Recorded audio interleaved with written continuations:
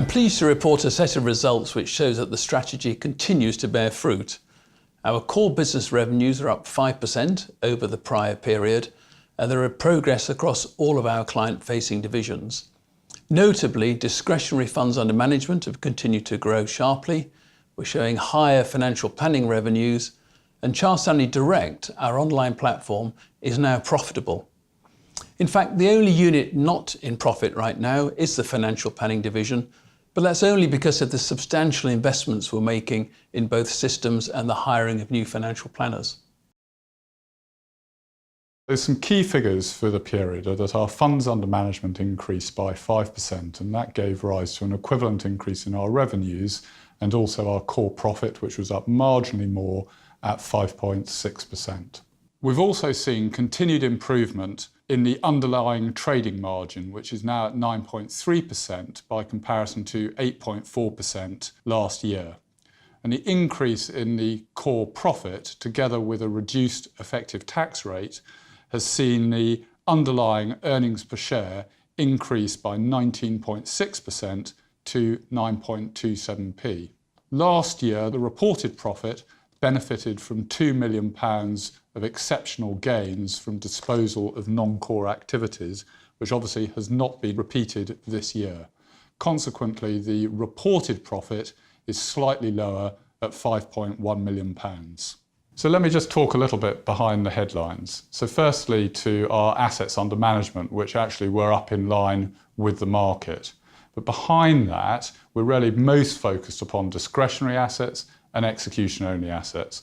Those both perform better, with the discretionary assets up 7.3% and the execution-only assets in Stanley Direct up 12.4%. The second area to do with our revenues is our revenue margin. So that means how much are we earning per pound of assets which we look after on behalf of clients. And that moved from 62 basis points to 63 basis points. Notwithstanding that there was a slight headwind of commission income which has dropped as an overall proportion.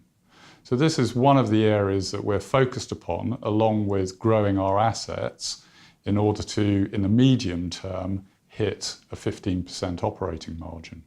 I'm pleased to report that all our divisions also increased their revenues, so that's great news.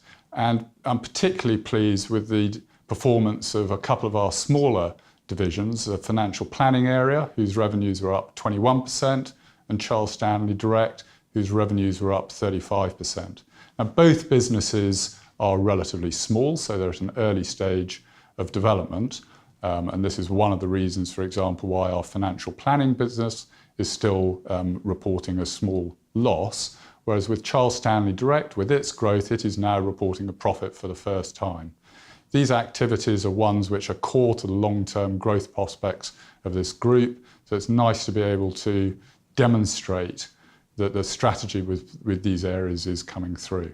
The next area really to talk about is costs, because to get to the 15% margin, whilst our margin has improved, in order to get it to 15%, we've got to make more rapid progress. And so what that really means is not only have we got to grow our revenues, but we've also got to ensure that our cost base doesn't grow at the same rate as our revenues. And to date, we haven't made as much progress on that front as ideally we would have liked. And I would attribute that to two things. First of all, we've had to devote a lot of time and effort and money to increasing our governance and control structures within the group, and I think that process is now substantially complete.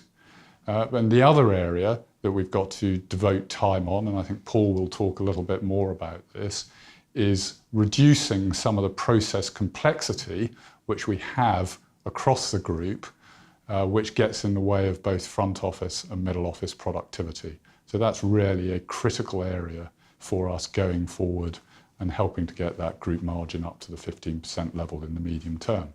So finally, I'd just like to talk very briefly, if I may, about the balance sheet, because that's too often sort of overlooked. So it's actually quite nice that for the first time our net assets have gone over £100 million, and most of that is represented by cash, We don't have any borrowings, and we finished the period with cash balances of £67 million. So that's great from a financial strength point of view, and is also reflected by our regulatory capital solvency ratio, which has increased from 177% to 193%. So a strong balance sheet to give the foundations for us to continue to grow this business.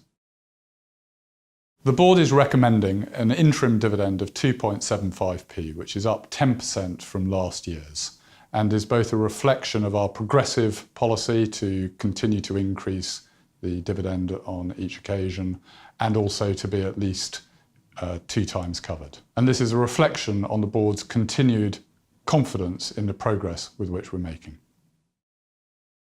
Our vision remains to build the UK's leading wealth manager, and the strategy to deliver that is built on 2 pillars. Firstly, to deliver holistic wealth management to our clients, and secondly, to do that through investment managers and financial planners who are really empowered to work with clients and act in their very best interests. Looking in the year ahead, specifically, there'll be 2 initiatives I draw attention to. The first will be to sharpen our commercial capabilities in the area of marketing and sales. We'll be doing that by investing in better systems, but also hiring more staff to help reach increasing numbers of clients. The second initiative will be to focus on operational efficiency. There's a whole swathe of areas where we can both simplify and standardise the way we work internally. And by becoming increasingly productive, we can then benefit from the operational gearing that's available in our industry, ensuring that as we grow revenues, an increasing proportion of those revenues falls straight through to the profit line. In the next year, we'll find ourselves helping clients to navigate potentially tricky waters. For investors and savers, the environment is becoming ever more complex. And of course, there's a lot of political and economic uncertainty nowadays. We've gone through a 10-year period where central banks have stimulated both the real economy and the markets directly, and that's been a big help to investors. Looking ahead, that's changing. The interest rate cycle is beginning to shift. We will lose that tailwind, and in the US, we may even face a headwind in the form of higher interest rates. On the one hand, those higher rates will make it perhaps easier to generate income for clients, but the impact on the real economy could make it trickier to generate capital gains and total returns. So it could be a more challenging environment, but I'm convinced that we have both the capacity and the competencies to help our clients and new clients navigate through these waters.